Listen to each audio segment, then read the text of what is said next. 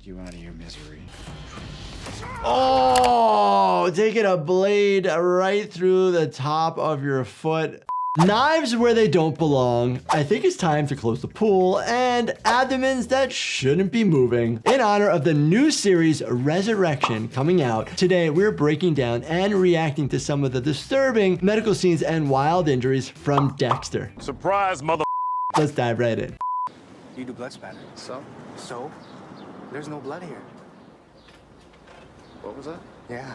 There's no blood in or on or near the body at all. It's the weirdest thing you ever saw. We have like 10 to 12 pints of blood in our body. Getting the blood out of the body, you have the issue of the blood trying to clot. We draw somebody's blood, we always have to worry about it clotting, or when the blood gets out of the body, it clots pretty fast. No sticky, hot, messy, awful blood. No blood at all. What? What a beautiful idea. Anatomy, tissue cuts, actually pretty impressive. Thighs and the legs, you're seeing the bone. You know, you see the femur on the right leg. On the left leg, since it's below the knee, you should see the tibia and the fibula. Hard to tell. How does he do it? How does the killer get rid of the blood? It's hard to say. The body's in good shape. Trying to show us the different muscle tissue as well. Given it a couple different colors, it's probably all going to be in one color, but again, it was probably found in a pool, so then you have the issue of the water getting into the tissue. Never seen such clean, dry, neat-looking dead flesh. Yeah. Wonderful. Very clean. You see how the wounds are perfectly cut. When I talk about replantation, when somebody gets an amputation, these are the kind of wounds that have a better chance of being replanted or reattached to our bodies because they're just perfect cuts. Cut the leg in 4 pieces, almost like using a ruler.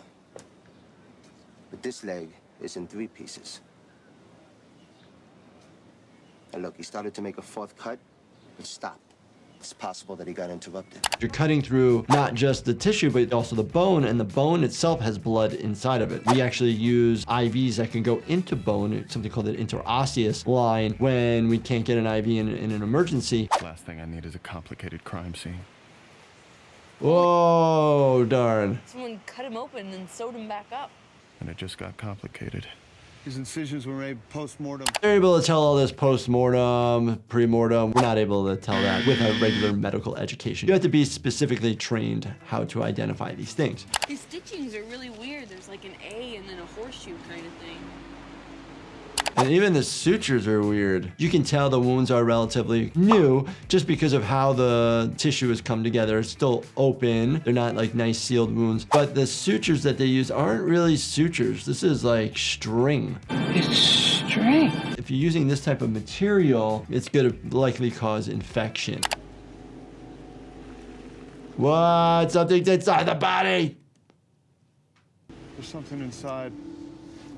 Ah, so they wanted somebody to find it, cut them open, and get whatever's in. Snakes, maybe? You're seeing Dexter take scissors to cut the sutures. When we remove sutures, you want to cut on one end of the knot. You don't want to cut both ends, because then you're going to have the piece of suture material still in your body. Yep. Holy franken snakes! How many of you out there like snakes? Let me know in the comments. I hate snakes! I do not like snakes, but I don't know if you guys knew, my wife Jen had a pet snake many, many years ago. Thank goodness before we met. Oh, geez.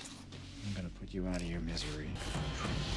Oh, taking a blade right through the top of your foot. That's like the distal end of your metatarsals, maybe right in the middle of the foot. With that wide of a blade, you're definitely causing a fracture to the bones, 1 or 2 of them. Blood vessel abnormalities you're gonna cut through, and the nerves. The nerves are going to be damaged for a long time. Foot is stuck to the floor. You have to take it out. But in general, very large objects that are still in your body, you run the risk when you remove them that they're gonna cause a massive vascular dump where all the blood's just gonna start pouring out of you. If you're gonna go directly to the hospital, sometimes it's fine. Direct pressure to the area, wound dressing, elevate it will all help.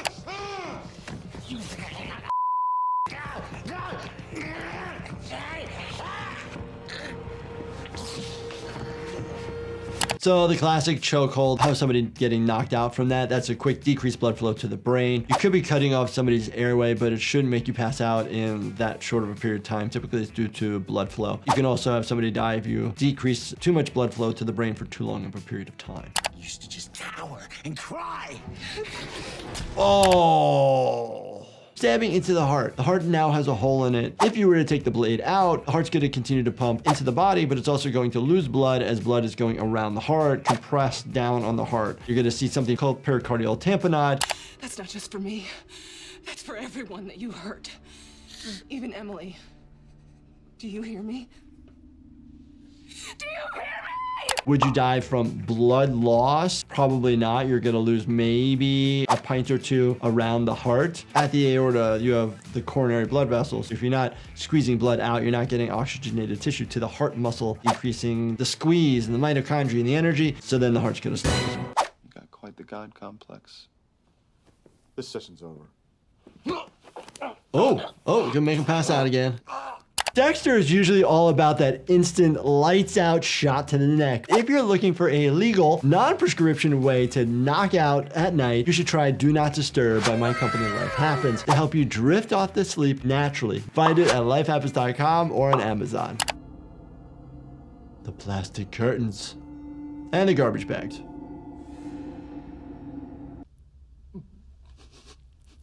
Oh, the classic facial laceration to get a little bit of blood on the face. There's a ton of blood vessels. Small little cuts will bleed like stink. If you put compression to the area, hold it for a little while, it'll actually stop and actually might even reseal itself. It's almost like a paper cut.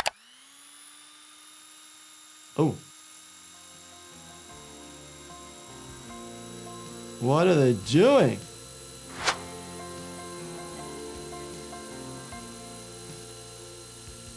Electric blade. It almost looks like a sawzall that you'd use in construction or cutting wood. The blood will drip like that and eventually form some clots, but because it's still flowing, it's not going to clot right away.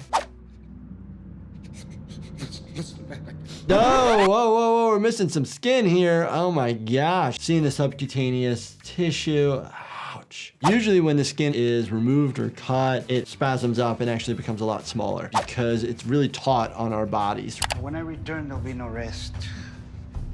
Use the time to think about the skin you have left to lose.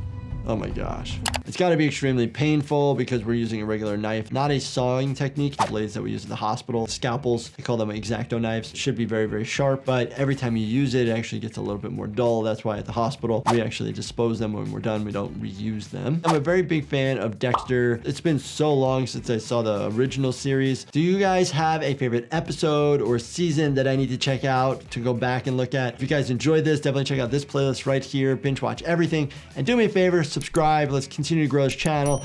Hit that like button and turn on your bell notifications. Thank you so much for watching and stay healthy, my friends.